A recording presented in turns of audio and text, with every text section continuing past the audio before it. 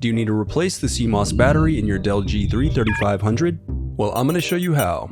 Also, you can click the top right of the screen to find this part or tools or additional help on our website, including written step-by-step tutorials with detailed images. Now that that's out of the way, let's jump into it. First, unscrew the bottom base screws.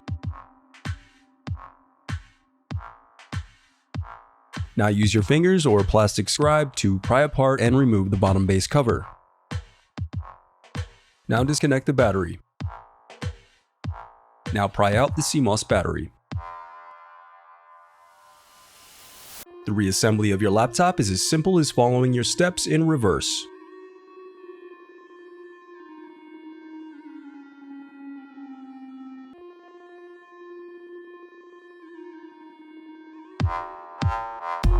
If you still need help, you can visit partspeople.com and view printable DIY instructions to help you along the way. We also have playlists of thousands of Dell tutorials for hundreds of different models, so keep checking back.